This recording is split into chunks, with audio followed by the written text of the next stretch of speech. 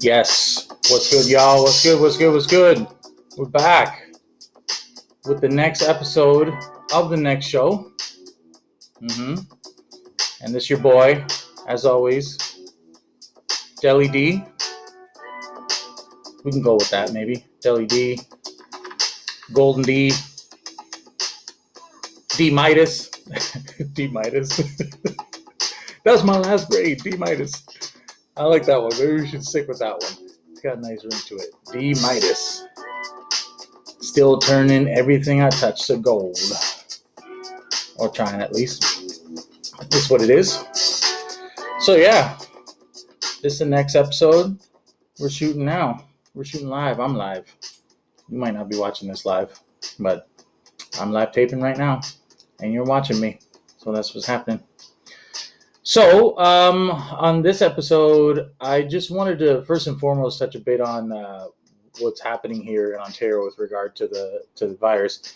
I'd be remiss if I didn't get into that a little bit. And personally, in my opinion, I think everything's kind of ridiculous right now. I mean, like, I'm trying to go to Michael's to get these pictures framed. The Kawhi picture over here, and the Spider-Man one over here. So I'm going into Michael's, my baby girl, my wifey, and the lady at the front tells us that we got to wear masks. And I'm like, what? I mean, I knew that they were like, opening it to phase 3, the day before. But, I didn't hear anything about requiring anybody to wear masks for anything. So I was a little thrown off by that and, a little upset because, I mean, if you wanted people to wear a bunch of masks and stuff, shouldn't that have been phase 1 so that it didn't spread as easily and quickly? I don't know why we're doing this now after, like, huge waves. So I don't know. I mean, it's probably just like a huge conspiracy. I've seen so many videos on YouTube that got banned and on Facebook. I shouldn't even probably be speaking on those videos. I might get my video banned right now. Hopefully not. But yeah, I know I'm not trusting it. I'm not trusting it. So um, this is just another way of governments trying to take control of people's lives and instill fear, and it's ridiculous and it's a joke.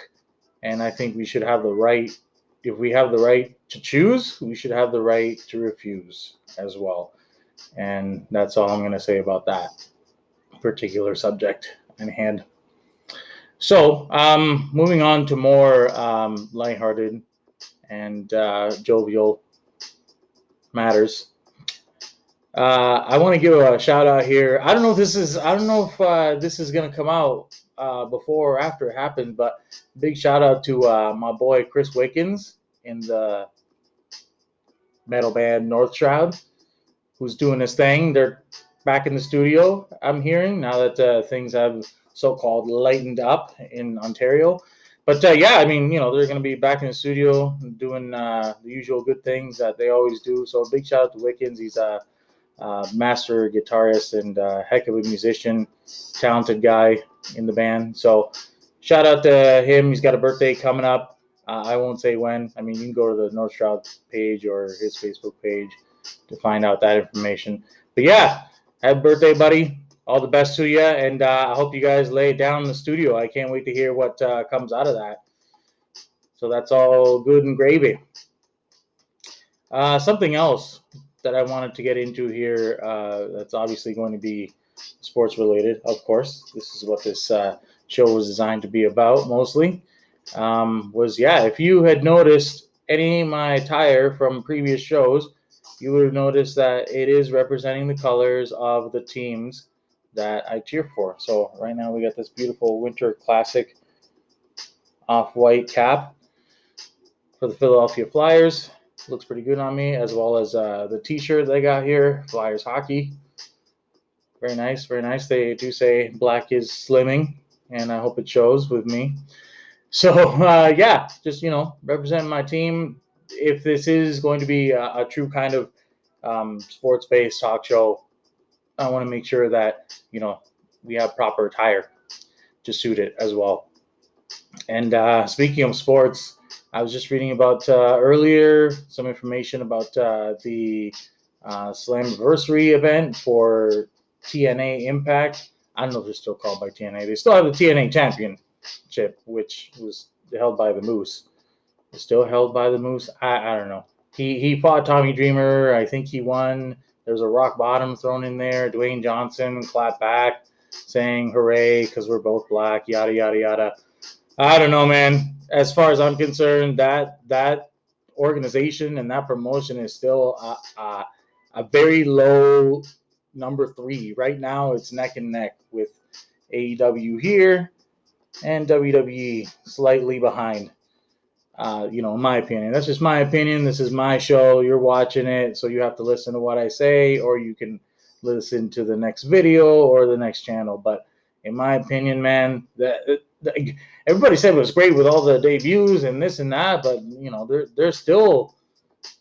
they're not a great promotion. In my opinion. So, kudos to the guys that came out and put it all out there and performed well. That's great on them. It's gonna look great on them. So hopefully a lot of the better ones can get snatched up by Tony, Chris, and Cody and the whole gang in AEW. Because nothing special for me. Dynamite's still killing it. They're doing a lot of good things there, and I'm excited, man. I'm excited. And they're still, in my opinion, TNA, whatever you want to call it, they're still kind of reeling from what happened with the whole, whatever her name is, winning the men's world heavyweight championship, which, Booker T said that was just an idiotic decision by the company. It had nothing to do with her, like he said. She did her job. But to even have this written in the script, and so there was that whole debacle, and then she gets ultimately fired. They want to say release, whatever. She gets fired for essentially being lazy and not sending in the proper tapes or whatever while she was in Mexico quarantining from the virus. Yeah, so in my opinion, they're still kind of reeling from that. And then all these people that got fired with the sexual allegations, nah, just a lot of bad press on them.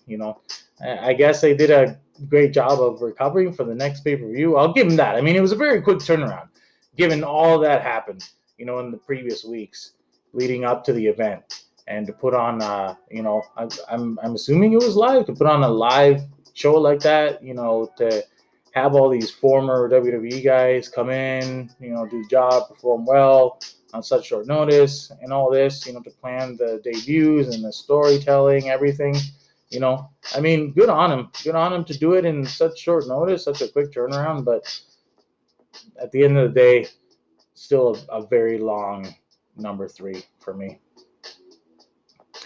The other thing I wanted to touch on was hockey. I've been talking wrestling so much the last few shows. I'm going to piss a few people off here that see this guy with flyer stuff on, just come on and talk wrestling right away. But that's the way it is. Once again, it's my show. You can change the channel. But I'm going to get into some hockey right now, because what kind of ever-loving Flyers fan would not want to talk some hockey? Because we got the playoffs coming up. The playoffs? You kidding me? Playoffs? Really? Yes, we got the playoffs coming up. So I guess teams have been in training camps already. They're doing their thing, making sure everybody's conditioned. Haven't taken any time off from hanging out with their fam jams and all that stuff. Guys should still be in game shape, hopefully, a lot of these guys. And, I'm not really paying attention too much right now in terms of what's going on around the league, to be quite honest with you, these days. But I just know that Philly seems ready to rock. They're shutting down Nolan Patrick. He will not be available whatsoever, and I think that's a great move. Great move. Clearly, the team can obviously play without him. Kevin Hayes. What more can you say about this guy? Arguably the most consistent player on the team, I would have to say. G is back, baby. G is back. That hernia or whatever that was bothering him, that's gone. This guy can still dangle. He can still shoot. He can still pass. He can still skate. So as far as I'm concerned, he is top 5 center in the league, bar none. So I think Philly's ready to go as long as the defenseman can stay healthy. And who knows what's going to happen with the goaltending. I think a lot of people, from what I've been reading, a lot of people are trying to say that, this could be Carter Hart's shining moment. This could be his like coming out party, but I don't know. I don't know if I see it that way. He's still a young guy. He's got a lot to prove. There's a lot of pressure that comes with playing in the playoffs. A lot of pressure. So we'll see if he can handle that. I'm not quite sure if he will be able to, but luckily, we got the Moose back there to protect him. He can come in and maybe win a game or two if necessary. So we'll see what happens. I just want the games to start cranking up already. There's only so much you can talk about that hasn't already been said about the season coming up and everything leading up to it. So I just hope everything can get rocking. Everything can be safe, of course. That's the number one thing is we don't want guys, God forbid, just like the Spanish flu that shut down the Stanley Cup final in 1918 or 19 or whenever it was, 18 or 19, that shut down the season because one of these guys ended up passing, unfortunately, from the Spanish flu. And that's why they had to shut everything down. So far, all of these highly trained, highly decorated, highly sponsored, highly paid athletes take care of themselves because they know they have to invest in themselves also. And they have pretty qualified training staff. I would love to be on some of those training staffs, to be quite honest with you. It was kind of like a bit of a dream of mine to sort of, when I was getting into the personal training thing, to sort of ascend to that level and be part of a professional sports training group. That would have been awesome. But yeah, I mean, if they're anything like me, if they would know everything there is to know about training and physiology and metabolism, all of it, anatomy. So they would know how to take care of these guys. And these guys already take care of themselves pretty proper. There's probably people that cook their meals. These guys don't even have to worry about that. The only thing they have to worry about is like grabbing dinner on the road. And usually that's a nice restaurant where somebody pays for a cooked meal already. So I really don't see a problem whatsoever, with guys staying safe and keeping in shape. As long as God forbid, there's no fatalities.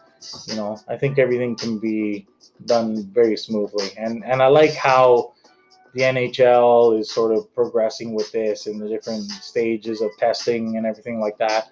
I certainly admire that, and I admire their willingness to get the season back up and running as well. So yeah, that's certainly something that I definitely am looking forward to, and something that I hope can be done safely, and I hope that Philly can win the cup. So that'd be great for all us Philly fans out there.